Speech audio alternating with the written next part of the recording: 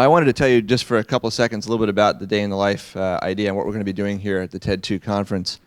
The two strongest memories I have of growing up, the first is fighting with my father constantly, because my dad told me I was going to have to spend 90% of my life doing something I hated, in other words, a job, in order to enjoy myself the other 10% of the time, which I thought was an incredibly unfair division of pleasure and pain.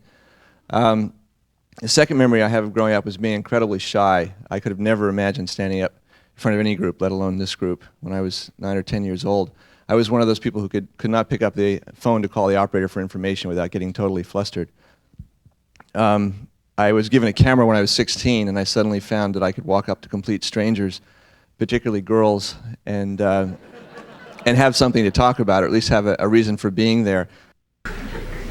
Much to my amazement, and especially to my father's, I found as I grew up that people were actually willing to pay me for taking pictures of them and of other things.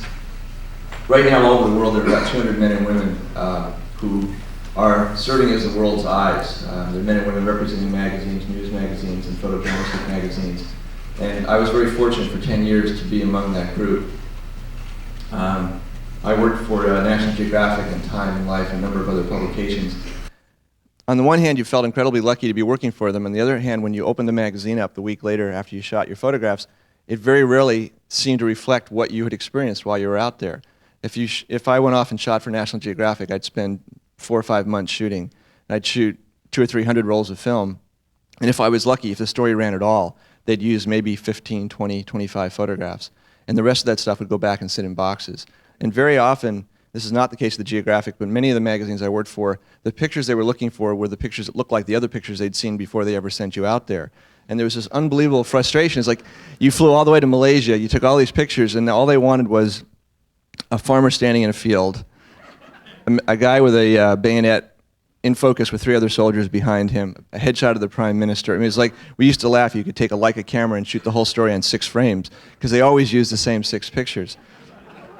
So we all sat around in these bars, complaining and bitching and drinking, and one day we all said, you know, wouldn't it be fun to do a project where all of us, a whole group of photographers got together, all of our heroes, all the people we grew up sort of admiring when we were getting started, a lot of our peers, and some of the new young talented photographers that maybe weren't quite as good as hustling their way into people's offices as some of us were, and go to a country like Australia, which I had fallen in love with, and let everybody loose for 24 hours.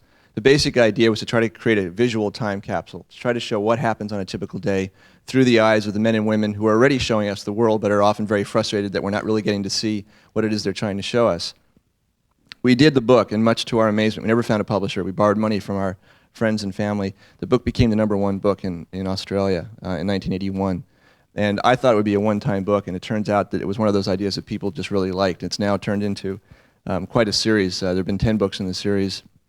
And since 1981, the series has sold over $100 million worth of books. You can imagine what the publishers who turned us down at the beginning had to feel about that afterwards. What does this have to do with TED2?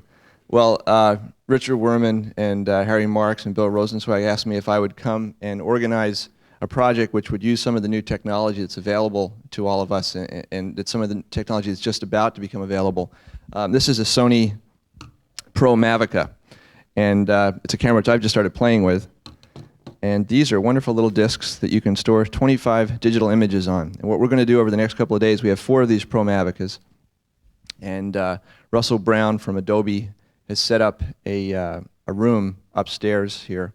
And anyone who would like to go up there and play with a new program called Photoshop is welcome to come up there. We're going to have a small team of photographers running around the conference for the next couple of days. And if there's anybody here who you particularly hate, we can take a picture of them and you can digitally torture them on the screen.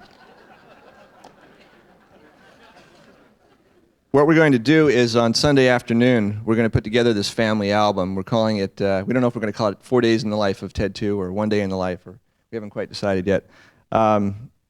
Jeff Rona is going to create a digital musical score right before your eyes on Sunday afternoon, just before we do the presentation, and then attach that to what we're going to show you. I think it's going to be a lot of fun. If you see photographers around here, please cooperate with them. The room upstairs is the Colton room #3, and Russell is going to be teaching how to use Photoshop. So he invites any of you who are interested, particularly designers and illustrators, who'd like to use this new tool.